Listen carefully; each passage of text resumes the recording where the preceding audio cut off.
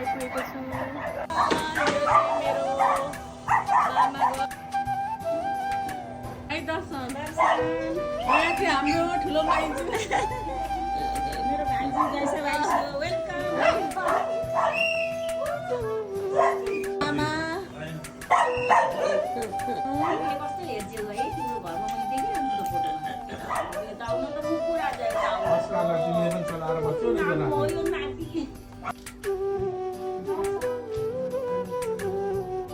खै सानाले दर्शन गरेको